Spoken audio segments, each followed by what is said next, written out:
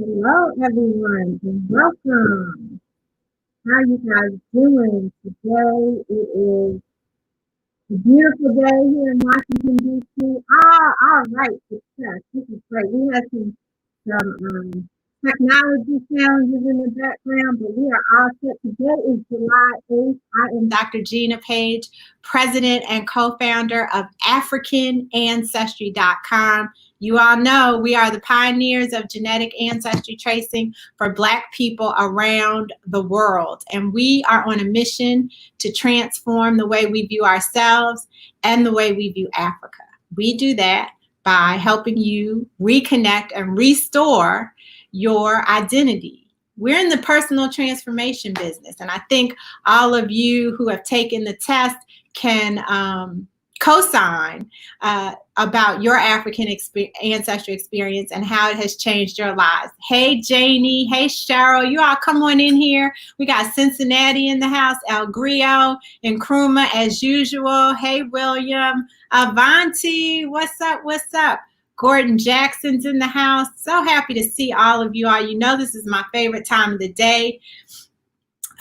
Come on in. So we are, hey, Mary. Mary, look, my hair is getting long like yours. Mary Smith came on with her amazing afro not too long ago, or well, it's been a while now, over on Instagram, and floored us all. We were all like, oh, we want your hair. Tanae, hello, Tanae. We got Barry Payton in the house. Oh, the gang is all here. Drea, Coach Brown, Angela Suggs. Hey, Kim, Juanita, and those of you who are checking us out on YouTube, I'm so glad to have you here. So we have, last month, you know, we talked about Black music and different things related to Black music. And we decided that we wanted to talk about rituals. You all, if you remember, some time ago, we kind of touched on rituals and talked about the different types of rituals that we practice as African Americans or Africans in the diaspora. We toyed around with what kinds of rituals we could create. Well, I wanted to talk to some experts. I wanted to get some African ancestry family members in on this conversation about rituals, because there's so many different types of rituals, and some are similar, some are very different from country to country, continent to continent, and there's no way we can explore them all, but I thought we'd give you a taste. We'd start the conversation so that you then, when you see something that's interesting to you, you can explore even further. And so over the next 6 weeks, we're going to be talking about rituals like adornment, like we're doing today. We are going to discuss rites of passage. We'll talk about veneration. So how do we build ancestral altars? We will talk about what else? Naming traditions. Naming is a big one. You guys always are coming on here talking about how can I get a name?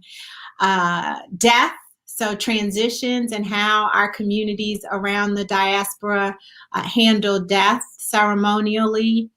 And I think there's one more, but I'm not looking at my notes because I am so excited to be talking about adornment. I'm so excited. I put on a little makeup for y'all today. I couldn't have my guests. My guests are experts in adornment. I couldn't have them leaving me behind. Okay, we got some more people. Amos Mabrini's here. Hey, Beverly.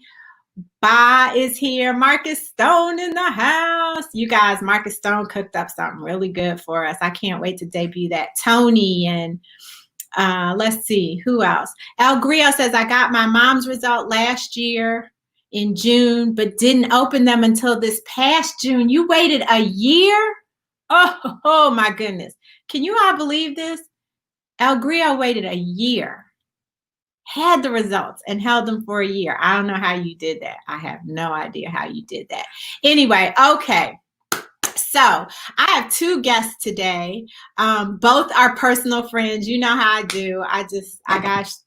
Look, my friends are dope. That's all I can say. My friends are dope.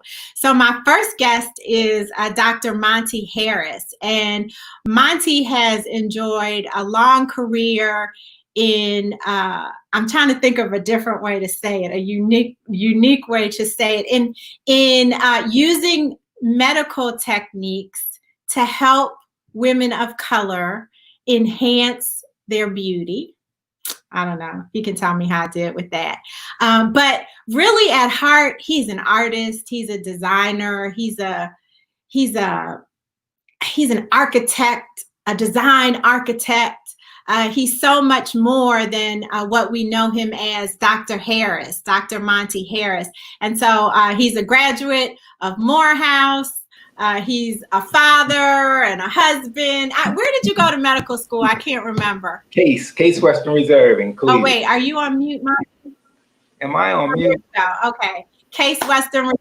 Yeah, and you know, Morehouse people, besides Morehouse, you guys are very proud when it comes to the house. But welcome to the African Ancestry Facebook Live. Thank you, Gina. I'm happy to be here. And so that's a lovely, is that a Bamaleke? Uh-huh, yeah. In Cameroon, there you go. I'm representing. Very nice. So Monty, I wanted to, when I thought of adornment, you were the first person who came to mind because of your career and where your career has been and where your career is going. Right.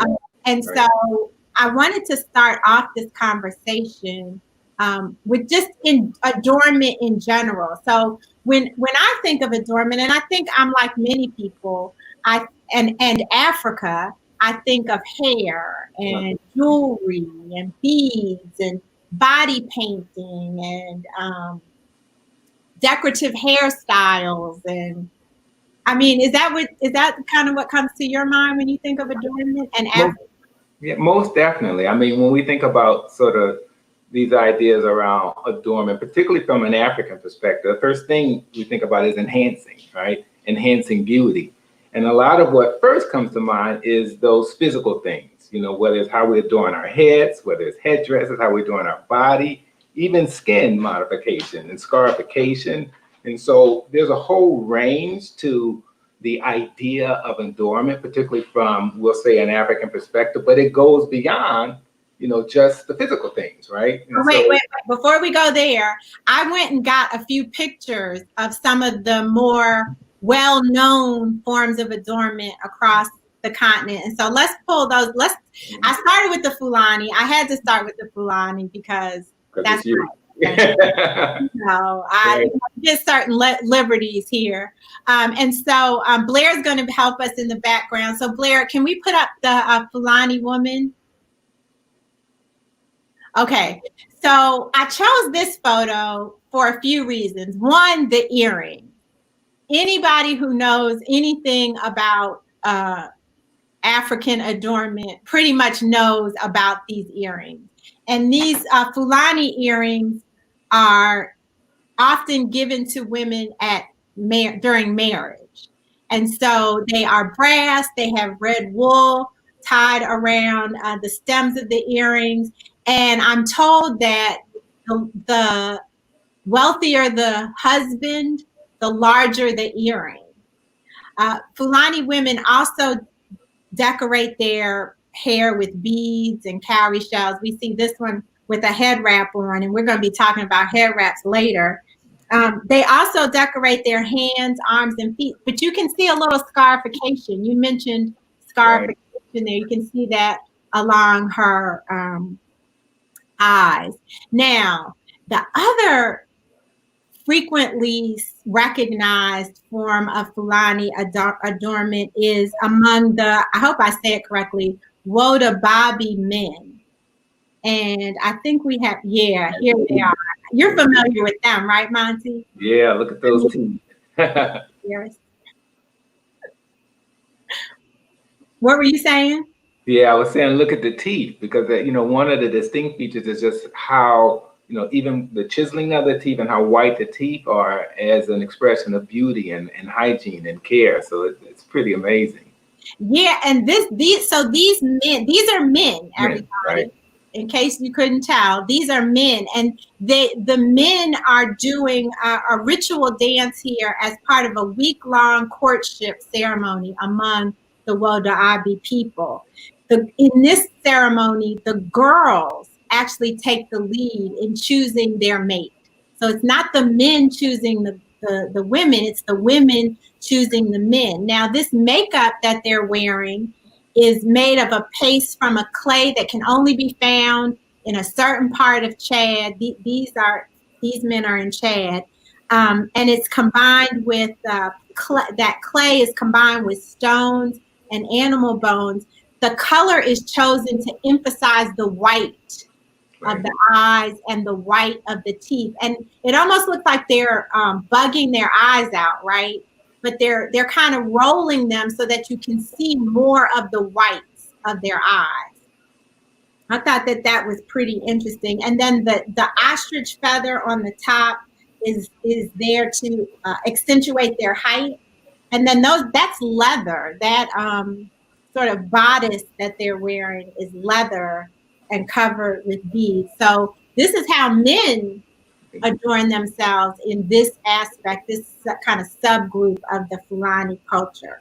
And Gina, just to make note too here, you can see how this adornment really plays on nature and using organic substances, natural substances, and using them in a manner really to sort of illuminate, even with the gold of the face, their own presence. And so I wanted to make note of that, because this idea of really using nature, in a manner to enhance beauty. Thank you. That's a great point. So now this is, the Fulani are mostly in West Africa. So now we're going to go east to the Maasai people. And Maasai women, Monty, are known for having shaved heads, which is like 180 degrees from the way we adorn ourselves all throughout the diaspora, really, right? Right, for the most part. Yeah, I mean, that is just amazing. And they're also known for their beaded neck adornment. And what I understand about this is that the beadwork is worn according to age and social status. These beads are made out of glass and plastic, but to your earlier point, they used to be made out of all natural materials. They would use different bits of things found in nature. All different colors are used in Maasai beadwork, and each color has a special significance. So red, of course, we can all guess what red stands for. Blood and bravery. Blue represents the energy based on the color of the sky. Black represents the people and the struggle that they must endure. So each color has its own significance. I thought that was pretty interesting about the Maasai. And I feel like this is probably the most recognized form of African adornment there is. Would you agree? Yeah, most definitely. Yeah. So then the Maasai men, the warriors, they also adorn themselves. A lot of body painting, scarification, as you mentioned. I think we have, there we go. Scarification. And then again, some of the beaded accessories. I feel like I'm on a runway. The beaded accessories that are being worn here. So the men are never, this is not just about women. The men are never left out. And then the last place I wanted to go was south to the Zulu people, Monty. You've been to South Africa, right? No, just West Africa and East Africa. I still have to get to South Africa. Haven't been. Never been Tanzania, but not South Africa yet. Yet. Right. Well, one of the things we noticed with South African women and their adornment is the Zulu hat. And so we have a picture of that. And this hat is often, woven. It always has that conical shape. But then you notice there's a lot of beading, similar to what we see among the Maasai women. So this hat is something that is often recognized when you're talking about Zulu women and adornment. So these are just some of the physical things that we see when it comes to African adornment. But of course, as you mentioned, it goes way beyond the physical. And so I know you have a unique perspective on Right. tell me about that.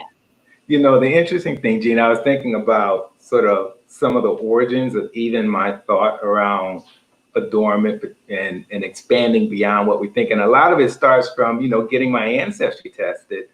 You know, it's been about 10 years ago now. You know, My goodness, it's been that long. it's been that long. And, you know, and it was great because somewhere in my spirit, I was like, all right, I'm hoping that I share ancestry with the Senegalese. And, you know, mine came back saying that I shared ancestry with, you know, folks that were living in Senegal and Sierra Leone. And so that sort of was an awakening in my mind to really dig deeper into understanding both the culture and the beauty and the people, particularly of Senegal. And then, you know, my wife did it at the same time. You know, Lisa did it, and hers turned out to show the same thing. I don't know if you remember that. Hers said the exact same. So we're like, all right, we were destined to be together. So, but from that time, I'm the box that I had been in was I'm a plastic surgeon, right? And a part of the idea around plastic surgery was really trying to enhance beauty, you know, in many ways. But as I really started to go deeper into these ideas around enhancement and adornment,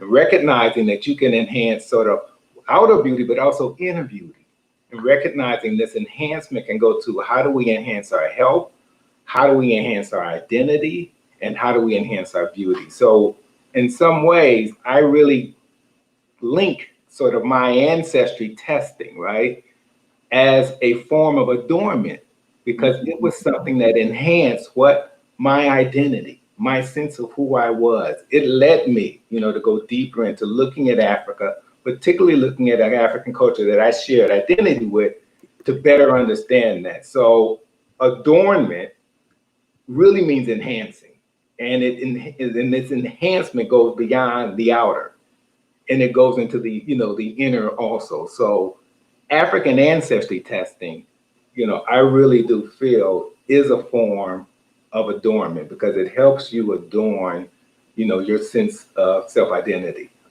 So I love that. Yeah, so it's been a good journey, you know what I mean? And so as I dug deeper into this African consciousness, the very interesting thing is it moved me farther and farther away, right, from the things that I had been trained to do, you know. And so a lot of people are like, how are you plastic surgeon? You're turning everybody away. You're telling folks they don't need this. And so it's been a very interesting path for me to go from what I consider to be initially aesthetic, I kind of like aesthetic gaze, you know, looking at the outside, to more of what I consider to be spiritual vision. And so, yeah. And so let me ask you about that, Monty, because I know that the majority of your clients are Black women, right? Right. And so what types, were you seeing sisters coming to you for more of one type of enhancement than another? And if so, how did that play a role in your shift? Well, you know, my practice, because I'm a head and neck guy, and so my practice was primarily the head, you know, and the face. And so the majority of patients that were coming to me were primarily for like rhinoplasty, nose jobs, you know, and facelifts and eyelid lifts. And, you know, and I was recognized internationally really for rhinoplasty, nose jobs. And as I continued to think deeper about, you know, at the end of the day, does this make sense? Is this truly something that is helping someone get closer or enhancing their own identity or enhancing their health? You know, I really started to question that, particularly from an African perspective and an African consciousness. And so what ended up happening, I recognized that in those conversations of turning people away from the traditional, you know, ideas around plastic surgery, I found that I could turn them towards something that would be more enhancing. And that's when I started dealing more with hair. And so I recognized that, wow, if I can help folks establish a more healthy relationship with their hair, that could connect to health, that could connect to identity, that could connect to spirituality. And so you've seen this transition of my role as an identity as a plastic surgeon to really shift from these traditional facelift, rhinoplasty to being more of saying, how can I integrate this relationship between healthcare and hair care, and how does that connect to beauty? And so it's been a great journey, but it has allowed me really to dive really deep into ideas around adornment, really connecting the relationship that folks have with their head and their hair as an extension of their head. And most forms of adornment, have some type of artistic component, there's some type of spiritual component, and there's typically some type of performance, meaning there's something someone is doing. It's just not like beauty for beauty's sake. If someone, just like you showed in the pictures, it relates sometimes to ceremonials, rites of passage, sometimes related to death, sometimes related to trying to establish some social order in the community. Marriage. So when you go through these rituals, adornment is a part of, the ritual process, but it usually serves some goal of the community or the individual as they grow into becoming who they're supposed to be. And so I have a question. So as you were helping sisters with their hair and their relationship with their hair, what kinds of transformation would you see? I mean, could you give us an example of someone's transition? Yeah. It's literally been the most enlightening, rewarding experience, because I've grown and my patients have grown through the process. And then you say a lot of times it comes from hair loss.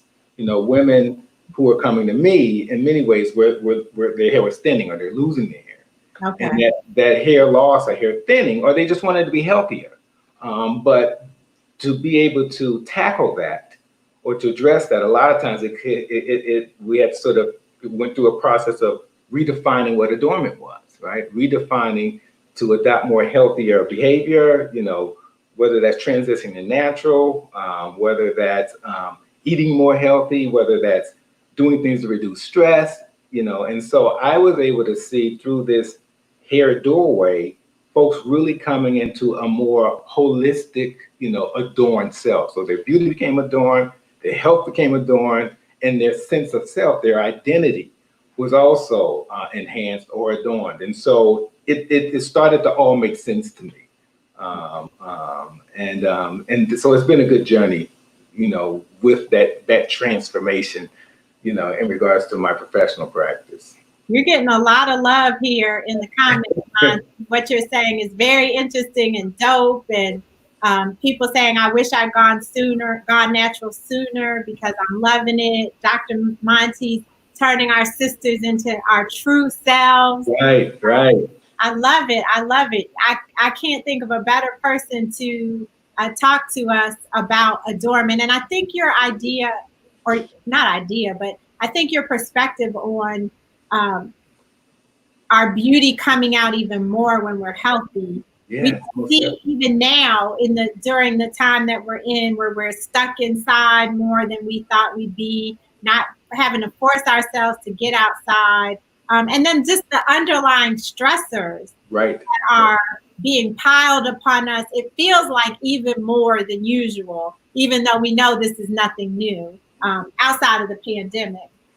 It takes the toll on how you feel, and it has to take a toll on how you look. Most definitely. And so, I think that this time, I'm glad you mentioned sort of both the pandemic and the stress, that we're all facing now. And, when we think about enhancing ourselves, and then, there are 2 points. I mentioned it earlier, but this idea of thinking about adornment both as adorning the outer, but also how adornment becomes adorning the inner. And when we talk about stress reduction and, a meditation in particular, or having some type of contemplative practice, something that you're doing daily that really allows you to enhance your inner self. And that becomes a really important thing during times like now. And so whenever I talk in any capacity, I'm always saying, let's think as much about adorning the outer, but really let's try to look inward and what does it mean to adorn the inner, and having some type of meditation or contemplative practice that I think is essential, and it will help your hair grow, Absolutely. Absolutely. I think that's a good point. It's like spiritual adornment. Most definitely. But so think about, so Black folks, and this is Africa and the diaspora, art, creativity, our expression, spirituality and spirit comes with that. There's very rarely you're going to see anything, from an African context, right? There's usually always some connection to spirit, or there's some mention of spirit. Right. And so I think that we have to hold on to that, daily, with both our rituals, as you're going through this whole ritual exercise, to recognize that our aesthetics, our artistic, our creative practice has to connect, and ideally should connect in some ways with our spiritual sense of self and our spiritual relationship with community. One of the other points that I just wanted to put out in the context of this time, when we talk about adornment, there's probably no better time to really understand and see the impact of adornment than now.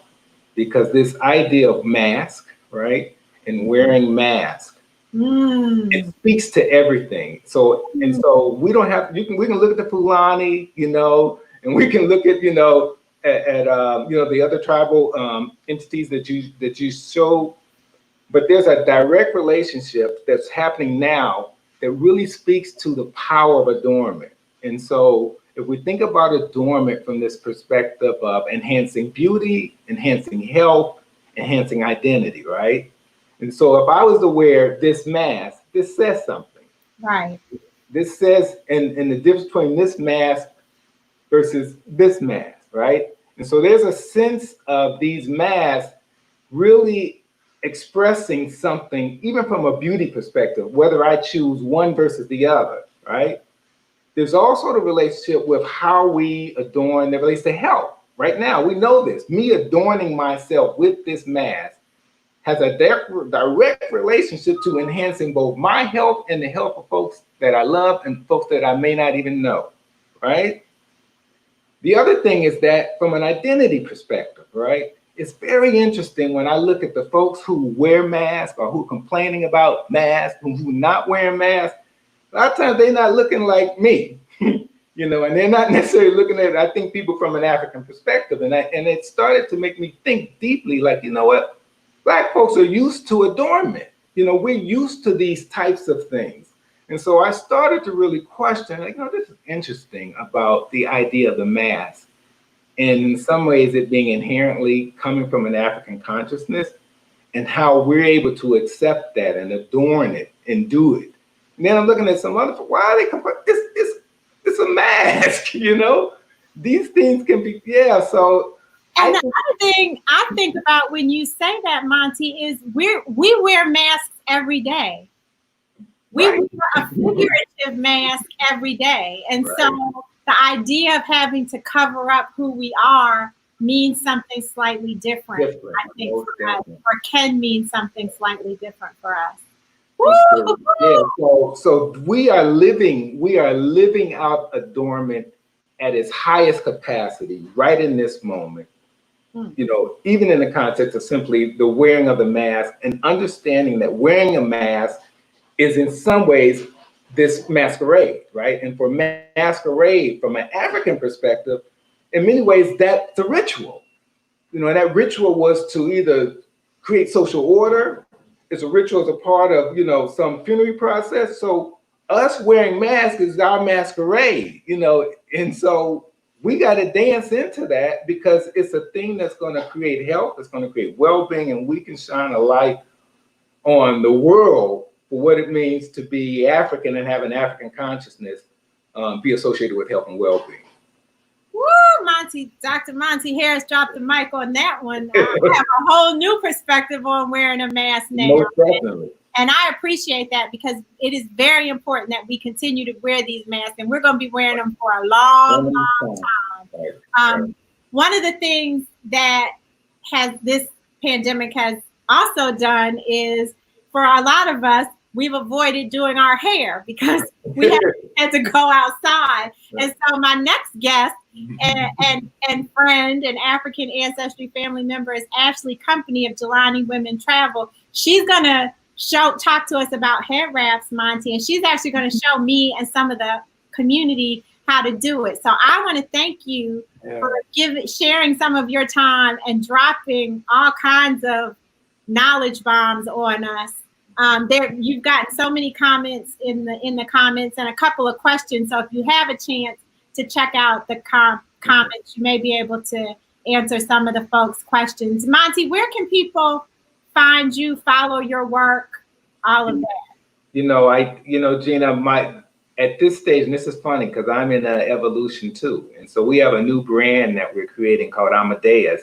And the primary collaborators are folks from Senegal. And so that whole idea of trying to be co-creative, with the folks that you share ancestry with. So we're launching a brand now. We launched right before the pandemic. So it's in an in-between stage now. So the best way, I have Instagram, which is Amadeus, AMODAOS. AMOD, matter of fact, AOS. AMODAOS. Is that right? That's it. That's probably the best way right now. You can find Dr. Monty Harris on Instagram at Amadeus. Yep. And we will keep in touch with you because we want to support the work that you're doing, Dr. Harris. I want to call you Monty. I'm gonna call you. Dina. We got work that we got to do. So I'm excited to be able to share in this experience, and I'm looking forward to all the fun things we're going to do in the future too. Thank you. And much love to Lisa. If you're watching, shout out to you, Lisa. All right, Monty, take care. Have a good evening. All right, thank you all. Bye-bye. Bye-bye.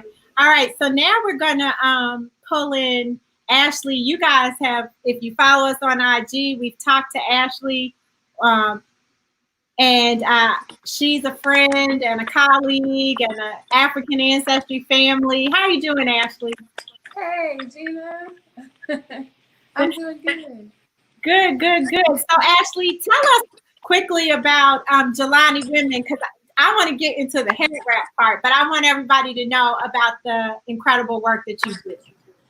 Sure. So Jelani Women Travel is well, first of all, thank you so much for having me. So glad to be here.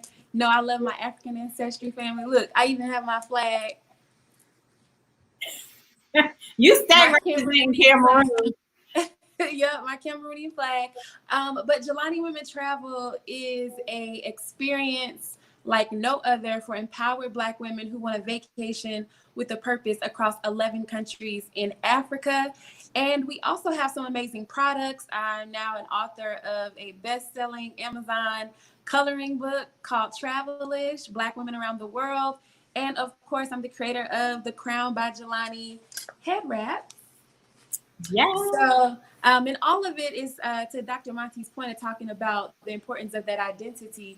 They all are aligned with each other. So whether we're physically taking you and showing you pieces of the motherland that we so definitely deserve as a part of our Black birthright, or we're bringing pieces of Africa into our home, and the way that we experience it is really what the Jelani brand is all about. Jelani means greatness, and we try to help Black women and girls with our charity, Jelani Girls, reimagine their greatness through cultural enrichment and travel to Africa.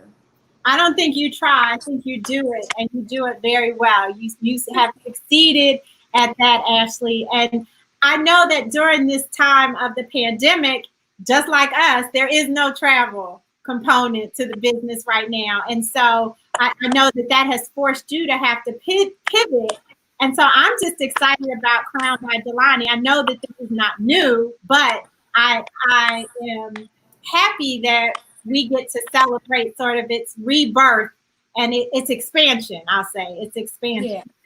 So what we did was we offered some African ancestry followers to join us, and you're going to show us how to wrap our heads. Absolutely. Right? So everybody, I think everybody got, if FedEx delivered properly, everybody got a head wrap. I'm going to pull, so we Tanaya, how are you? Yeah, I'm sorry. We're getting some. Okay, I think it's maybe it's you. Let me see. Can you talk? I don't know how to. Okay, I think we're good. Okay, that's good. I don't know if that's better for Yeah, now. you're I can fine. always. You're fine. Oh, can you hear Okay. me? I can hear you. Okay. So, but take your headphones off. Let's see if you can hear me without them. Okay. Are you getting? No, I think we're good. Okay, great. Welcome, Tanea. Thank you. So now, Tanea, you are part of the African ancestry family. Where did we trace your ancestry? So I bought a kit for my father actually, Okay. and so his paternal lineage or our paternal lineage comes from the Balanta people of Guinea-Bissau. Nice, nice. You got So a lot I'm of super sisters in- excited. A lot of cousins in here. Yeah. From here. Okay, and then we have Raven is in the house. Hey, Raven. How are Hello, you? can you hear me? Yeah, I'm good. How are you? I'm great. You look fantastic. Thank you. Thank you. Good. So Raven, tell us about your ancestry. Well, actually, I'm still waiting on it. It said it should be here in the next couple of days. So hopefully, yeah, I'm excited. I'm freaking out about it. So I finally did it. I'm like, yay. Yeah. Yeah. So, and I think that's it, right, Blair? Or wait, no, is there? We have Terry. Terry's here. Okay, let's pull in Terry. Hey, Terry. You're on mute.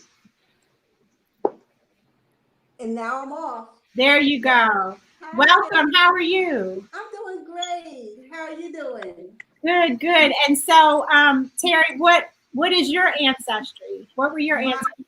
On my maternal side is Fula and Belante from Guinea-Bissau, the Mindi from Sierra Leone, and the Mandika people from Senegal. Okay, so you and Tanea are cousins. Hey, cousin. Hey, cuz. So now I'm going to turn it over to you, Ashley, because I know that I first experienced Ashley's expertise during an event she holds called Head Wraps and Heels. And I was fascinated by the fact that it was probably like 30 or so women came together, got a hair wrap, and she showed us how to wrap our heads with no mirrors. We were not looking in the mirror. And everybody looked gorgeous. So Ashley, I'm going to turn it over to you now to work your magic. Okay, sounds good. Well, hello, ladies. Hello, African Ancestry fam. I'm glad you all got your head wraps. And if anybody is following us and wants to try it out too, and you haven't had a chance to go to African Ancestry's website and purchase our Crown Vagina hair wraps, you can simply use one of those simple scarves that we wear around our hair. Oftentimes, it usually has the tassels and things like that. So just so you know, everybody watching can join in on the fun. But what you want to do is, and I actually have one right now, but I'm just gonna grab one of the ones you actually find on the website. And one of the things I wanted to show you, just some quick hacks, is that if you wanted to get bigger and bigger, because we just talked about with Dr. Monty how we love to adorn ourselves, and in some ways the cultural status, the more status you might have. So if you ever want that, all you have to do is just keep adding more. So I could actually wrap my hair with one already underneath. And another way that's really good for you is if you have a pattern that you really like, that you really want to show on top, but maybe it's not as long as you want it to be. You can put something underneath and then do something. Or you may want to create the illusion that you have a lot of hair and put something on top of that. So that's just some quick hacks, but we'll just jump right in and I'll show you what I like to call the flower. So this one is really, really easy.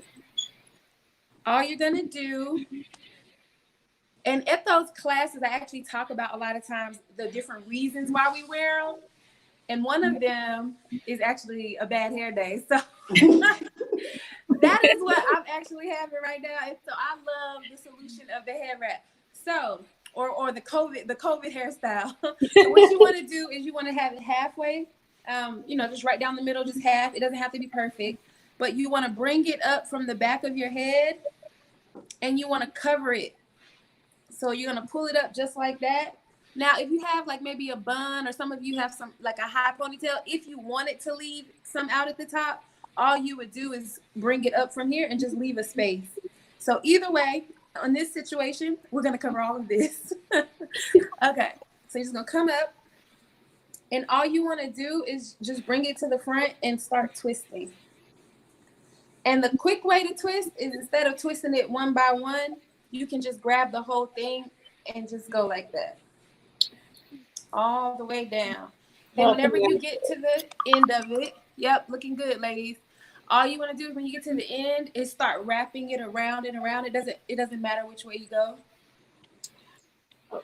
Just wrap it around and around until you get to the end. And then when you get to the end of your fabric, all you want to do with that small piece that's left is tuck it. Uh-oh. You lost me. I think I did mine wrong too. So what you want to do, I'll show you. Okay. Just start over, take it. Terry said, uh-oh. You know why? That's a lot of, that's right. I I have lot a different of fabric because mine didn't come, but I'm gonna work with this. Okay, so is it very long? You can fold it or just take it behind. I think you should fold it. So it's this long. Oh, wow. Okay. Yeah, that's beautiful. So just fold it. Don't fold it that way. Fold it the long way. Other way. Okay. And yep, perfect. And then bring it up from the back. Tanea, we're twins. And you see Tanea has some bangs out at the front. I love that. It's just so many different things you can do with it. Okay. There you go, Terry. So now just pull it up from the back. Yeah. And just start twisting it all the way down, like so. Terry's gonna have a whole And the quick way to do it is just to grab the whole thing and just start twisting it like that. And then when you get toward the end, you just start wrapping it around. It looks like Tanea froze. Hey, Blair, can you, Tanea, if you can hear us, can you come back in? Because you're frozen. Okay. Oh, loving it, Terry. You're looking good. I got it that time. I know, baby. There we go. Here she comes. You got it, Terry. You got it. There it is. It looks very good. So that is my go-to, ladies. This one is so easy. You end up just completely adorning yourself, feeling fabulous in a matter of seconds. If it's raining outside, if it's hot, if your hair's not done, if you're going somewhere where modesty is important, maybe a religious structure or something like that, where you don't want to show your hair. There's so many different reasons that you can wear it. And then, of course, culturally, it's always been a part of our cultures as descendants of Africa, and even just directly as Black Americans. You know, from the historical context that we've already talked about in the first segment with adorning ourselves, it's obviously been a strong part of Black women's culture in Africa, but we can see it through the test of time. It's one of those things that has just never gone away. And a lot of things were taken away from us, but this is something that has always been a part of our culture. Ashley, to that point, if I can interject here, Ashley, to that point, shout out to Barry Payton, who had sent us some information about the Tignon head wraps in New Orleans that are from Senegal. I know Monty's still watching us. And we tried to show his video because he did a whole thing for us, and we can't get it to work, but we will get it to work and post it. But from what I understand, there's a specific style, and you may know about this, Ashley, a specific style of head wrap that came from Senegal, and women, African women in New Orleans would wear this style. And it was at one point we were forced to wear head wraps to distinguish people who were enslaved or had been enslaved from others. So you guys make sure that you check out our Facebook page where we can post Barry's video. It was very, very informative. Thank you, Barry, for doing that. Okay, Ashley, what we doing next? Oh, we got to do our head wrap headshots, right? Yes, let's do that. So How long do we have? I don't know. We have time probably for one more. Is that good? Okay. Let's see. Yeah, because I just wanted to co-sign what you were saying about the sumptuary laws that were put on us in order to try to keep us feeling enslaved. So even for the freed women, that is a big part of the reason why we had so much assimilation into Eurocentric culture, or the way that our hair looked, is because we wanted to like separate ourselves and move away from what they had already deemed as a slave type of look, the way they had forced us.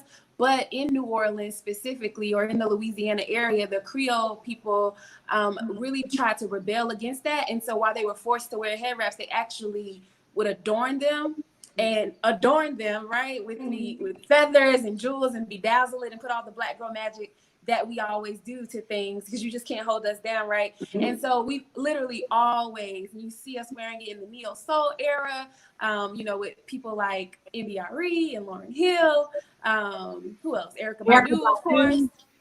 Jill Scott.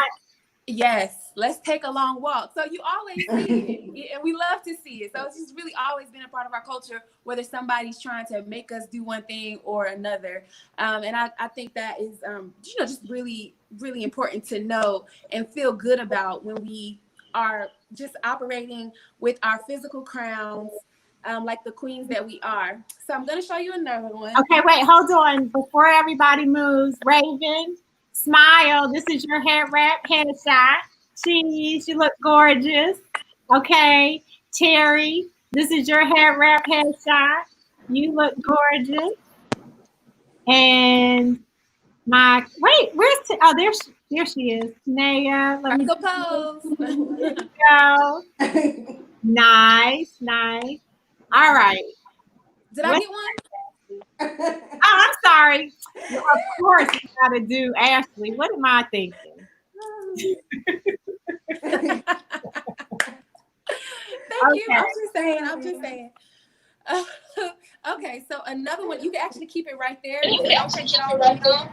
I'll show you some really quick ones so we can get more in real quick. So you keep it right here where you were already gonna go like this to make it a flower. If you just take it straight to the back of your hair, it becomes a mohawk. And then at the back, this piece, you would just tuck it. So I'm thinking that for Terry, she probably could have wrapped hers twice, right? Because hers is so long. Could she have gone around her head twice and then twisted it? For the mohawk? For Terry's no, she got it for the flower. Yeah, you can do, even if, she could. Yeah. It just depends on how you want to wear it. So one of the things about the head wrap is like, it's really art, and you really just get to express yourself. So sometimes depending on the material or how much hair you have underneath, it can look different. Even when you wrap the flower around, some people will have it here, but some people would like for it to sit a lot further back and actually show some of their hair. So you can do it how you want to. You can also, like you were saying, if you wanted to, you could wrap your hair first, wrap it around, and then come up and then start to twist it. That's one option. So yeah, you can do that if you want to, and then you can just start wrapping it around and it becomes a whole nother look. I'm feeling very turbanish right now. Mohawk, I feel like I have to be turban. And there's one more that I can show you really quickly with that same base, where you came up and you had twisted it all the way down, and instead of circling it around for the flower or pulling it straight back for the mohawk, you can actually pull it to the side, and we call that one the S. But before you pull it to the side, if you keep twisting it really tight, it begins to coil, and it just starts to add more flair and more flavor. Ooh. And so it'll be kind of like a coiling effect going on to the side. This is hilarious. Whose idea was this? Whose idea was this to come in here and do this? You guys are doing a good job. I'm feeling like a little old lady this year. did. So there are definitely some more complex ones that, you know, just take a little, it's just a little different.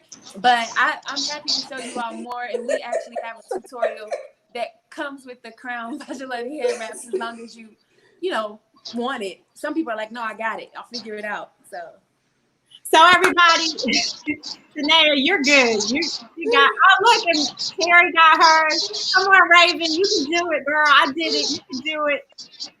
Okay. If you're interested in getting a head wrap, I don't know where the feedback is, but we have head wraps over at AfricanAncestry.com. If you go to here's the link right here. I'm going to show you the link.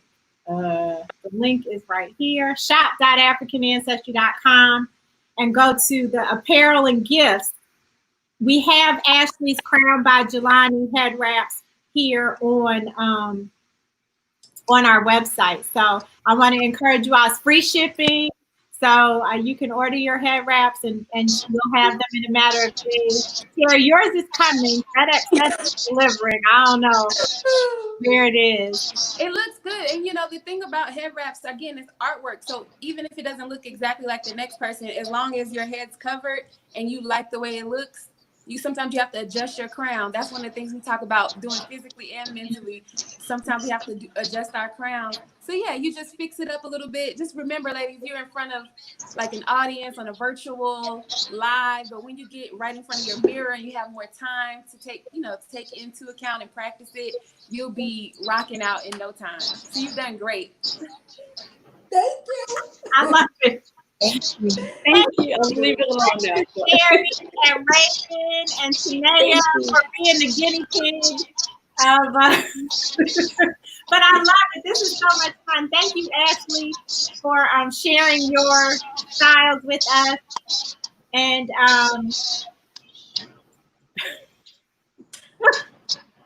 and the Crown by Jelani hair wraps. Please go to AfricanAncestry.com, shop.AfricanAncestry.com, and support Ashley.